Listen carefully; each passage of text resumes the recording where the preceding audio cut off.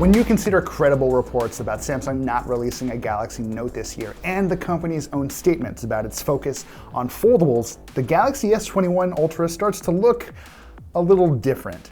It isn't just Samsung's first premium smartphone of the year. There's a real chance this is Samsung's only truly high-end traditional smartphone we see in 2021. And if that's true, the pressure was on Samsung to put its best foot forward here. For the most part, it did. Not by swinging for the fences, mind you, but by basically fixing all the problems we had last year. Right off the bat, there's one glaring change we need to talk about. The Galaxy S21 Ultra is cheaper. The base model with 12 gigs of RAM and 128 gigs of storage sells for $1,200, or $200 less than the base S20 Ultra from last year. Then there's the top of the line model with 16 gigs of RAM and half a terabyte of storage. That's $220 less than last year's version. Look, I get it, that is still a lot of money to spend on a smartphone, but this is a move in the right direction. This is the least expensive starting price for one of Samsung's Ultra phones since Ultra phones became a thing. And unlike with the smaller Galaxy S21, Samsung doesn't seem to have made many compromises here. So what does $1,200 actually get you? Well, a new design for one thing. Samsung says the S21s benefit from the biggest redesign in Galaxy S history, which, sure, I guess. I mean, all they really did was extend the phone's metal frame around the Ultra's rear cameras, which is honestly fine by me. I really like the kind of pointedly asymmetrical look going on here, even though it means some of my universal phone accessories don't fit anymore. That's honestly pretty much it for the redesign. I mean, the only other real change of note here is the fact that there is no more expandable storage, and I could go on and on about why I think this is a lousy idea, especially because this is supposed to be the premium power user device, but I'll spare you. I'm not a fan. Apart from that, we're looking at a device that's just about the same size and weight as last year's model, which means the S21 Ultra is a big phone, like too big for a lot of people. That said, it is worth noting that the Ultra basically weighs as much as an iPhone 12 Pro Max, but is a lot easier to handle because of the screen's tall and narrow aspect ratio. While we're on the subject of displays, $1,200 also gets you what has to be one of the best looking smartphone screens I have ever seen. It's one of Samsung's dynamic AMOLED panels with a tiny hole cut out for a 40 megapixel front camera, and there is plenty to like about this display. Colors are rich, viewing angles are great, and max brightness peaks at 1500 nits, so outdoor use is no problem. Just like on the Note 20 Ultra, this is a variable refresh rate display, so it syncs as low as 10 Hz when you're just looking at photos or whatever, and surges to 120 Hz when you're scrolling through Twitter or playing compatible games. And how is this for new? For the first time, you can get this screen running at its full 3200 by 1440 resolution and at its peak 120 Hz refresh rate at the same time. I know some people have been just clamoring for this, and after living with this screen for a while, I can safely say, just do yourself and your battery a favor and leave this screen at full HD all the time. The difference in resolution is just not that meaningful unless you're really, really in need of detail. The Galaxy S21 Ultra also delivers on the performance front thanks to the new Snapdragon 888 chipset. Now, this is the first 888 phone we've had the chance to test, and there's pretty obviously more than enough power here to keep all of your go-to apps and games running beautifully. And again, that's not a surprise when benchmark apps point to notable performance games compared to last year's Snapdragon 865, which itself was already more than fast enough for most use cases and most people. What benchmarks can't quite describe is how fast this phone feels. Between that extra compute power, that super fast screen, and some under-the-hood tweaks, the Ultra honestly feels like the most responsive phone I've used in a long time. With all that said, the Galaxy S experience is a little different this year. For one, the Ultra ships with Samsung's One UI 3 and Android 11, which ushers in enough changes that they could easily fill a video of their own, so I'll just shout out a couple here. Google's excellent Discover feed replaces Samsung's Daily, which is great because Samsung Daily was always kind of ad-ridden and generally pretty awful. You also get Samsung Free as an option to sit where the Discover feed does, which I guess is nice if you prefer to read the news Samsung chooses for you or to watch streaming free video channels. I mean, look, whatever, why not? Meanwhile, Samsung's private share app lets you securely share files with anyone you want and control access to those files, as long as they also have a Galaxy phone, which is kind of a huge disappointment for me. And of course, there is the S Pen. Samsung didn't give us one to test, which is fair, because you yourself will have to buy one or scrounge one out of an old Galaxy Note. Honestly, it feels weird to use one of these styluses on a non-Note phone at first, and as you would expect, the experience is not quite the same. There's a bit more latency here for one, so you'll see your strokes trailing behind the tip of your S Pen whenever you use it. And while the S21's Wacom digitizer means you can still click the S Pen to access your shortcuts, you can't do any of the really cool remote control tricks that made the Note 20 Ultra's S Pen such a joy to use. Don't get me wrong, like you can still take notes and sketch dogs or whatever with the S21 Ultra, it's just not as elegant here.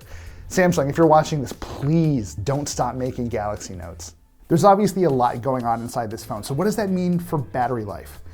Well, in general, I got the same performance I got out of the Galaxy Note 20 Ultra last year, so about 5 to 6 hours of screen on time, and that is with, mind you, pretty consistent use. I am putting this phone through the ringer as I test it. Once I got to the end of the day, I still had quite a bit left over in the tank for the following morning. So for most people, I'd feel confident saying this is going to be a multi-day phone. But if you're playing a lot of games and you're really trying to push the Snapdragon 888 to its limits, yeah, it's not impossible to kill this thing within a day. And that's especially true if you have that screen resolution cranked up all the way. Let's be honest though, one of the big reasons the Ultra costs as much as it does is because of its cameras, and this year you get 5 of them. A 40 megapixel front camera for needlessly detailed selfies, plus a 108 megapixel wide camera, a 12 megapixel ultra wide, and a pair of 10 megapixel telephoto cameras, one with a 3 times optical zoom range and another with a 10 times optical range. Throw in a laser autofocus module to fix the focusing issues we saw with last year's S20 Ultra, and we honestly have what feels like the most competent camera setup Samsung has ever put together. That 108 megapixel wide camera is going to do most of the heavy lifting, and it's a solid all-around performer. That's partially because of Samsung's ludicrous sensor and the way it treats 9 smaller sensor pixels as one big one by default, but it's also because of Samsung's approach to colors. They're really punchy, especially when you're looking at photos on the phone, to the point where they usually look better than reality. That is classic Samsung for you. And ordinarily, this is where I'd say that whether the images the Ultra takes are better than others really just depends on the way you like your photos to look. This time though, I really have to give it to Samsung. I have been using Apple's iPhone 12 Pro Max pretty extensively, and its Smart HDR seems just a touch too aggressive at times, making photos look a little moodier and more contrasty than they should compared to real life. Samsung's images might skew a little vivid, but they're actually pretty frequently the more natural looking photos, and I cannot say I ever expected to say that. If detail is more important to you than anything else, you can also shoot at the sensor's full 108 megapixel resolution. Assuming you can get close enough to your subject, you can capture just about everything it has to offer, with seemingly no effect on Samsung's image processing. Just know that you probably shouldn't rely on it in low light because you lose the benefits of pixel binning. Speaking of low light, the S21 Ultra's night mode does a noticeably better job than last year's model, which often produced images with a sort of yellowish, greenish, sickly cast. This year's Ultra corrects for those really well, though my usual gripe still applies. Samsung phones want night photos to look as bright as possible, which is nice in theory, but not always what you want out of a nighttime photo. That said, it also stacks up really well against the competition. I tested it against the Pixel 5 and the iPhone 12 Pro Max, and the Ultra generally produced the cleanest results. But again, remember that cleanest doesn't necessarily mean best. I've definitely noticed the iPhone, for example, blowing out parts of images the Ultra nails, but the iPhone's photos more distinctly look like they were taken at night. I can already tell I'm getting a little carried away. We still have other cameras to talk about. For one, the 12 megapixel ultra wide is back, and to me it is the most forgettable camera here, and that's not because it's bad. It takes perfectly nice photos when you can't back up from your subject or when you need to capture just as much space as possible. It's just that with the way I like to shoot, it doesn't come in handy all that frequently. The two telephoto cameras are a different story. I mean, come on, there are two of them. And again, we're working with pure optical zoom here, so the resulting photos, even though they're not quite as detailed as ones you get with the main camera, are still plenty impressive and totally worth sharing. That's especially true of the 10x zoom camera, which I did not think I needed going into this review, and now that I'm almost on the other side of it, I don't want to give it up. If you ever need more range than that, there is always space zoom, which lets you push in as far as 100 times when you're stalking people. I was supposed to take that out. Sorry, I meant shooting far off bits of architecture. Yeah, I'm kidding, but space zoom raises the same ethical questions it did last time. 100 times zoom photos of people, just like 100 times zoom photos of basically anything else, are rarely worth the time you'll spend taking them. But knowing you can watch someone who has no idea you're even there never stops feeling creepy.